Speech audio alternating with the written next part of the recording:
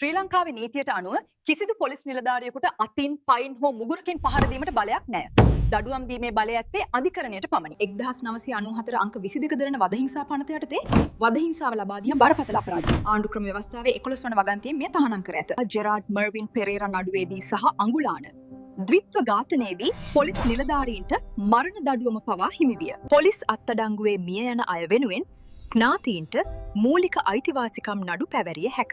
නිලධාරියෙක් ද්වේෂ සහගතව පහර දෙන්නේ නම් ආත්ම ආරක්ෂාවේ අයිතිය තිබිය හැක.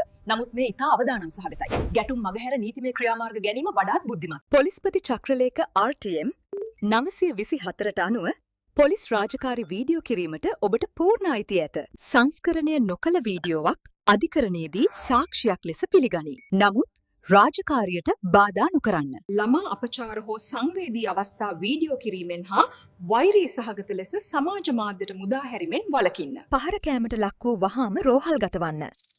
අධිකරණ වෛද්‍ය නිලධාරියා හමු වී සියල්ල විස්තර පවසා වාර්තා කරගන්න. මේ වටිනාම සාක්ෂියයි. ලෝයර් කෙනෙකුගේ සහාය ලබා ගන්න. ලෝයර් කෙනෙකු නොමැතිව පොලිසියට කට උත්තර දීමෙන් වළකින්න. මානව හිමිකම් කොමිසමේ 1996 අමතන්න. නැතහොත් ටෙල් IGP ඔස්සේ හෝ උසස් පොලිස් නිලධාරීන්ට ලිඛිතව පැමිණිලි කරන්න. මහේස්ත්‍රාත්වරයා ඉදිරියේ මට පොලිසිය ගැහුවා වෛද්‍ය පරීක්ෂණයක් අවශ්‍යයි කියා නිර්භයව පවසන්න. මූලික අයිතිවාසිකම් නඩුවක් දින 30ක් ඇතුළත ගොනු කළ යුතුය. මානව හිමිකම් පැමිණිල්ලක් මගින් කාලය දීර්ඝ කරගත හැක. ඔබට මූලික අයිතිවාසිකම් නඩුවක්, වධහිංසා පනත යටතේ නඩුවක්, පෞද්ගලික නඩුවක් හෝ වන්දි නඩුවක් පැවරීමට නීතියෙන් ඉඩ ඇත. උත්තරීතර නීතිඥ වෘත්තිය දිනනට හරිම පාරට හොඳම ඉගෙනුම් නවාතැන. නීර්තා ලෝ ඇකඩමි.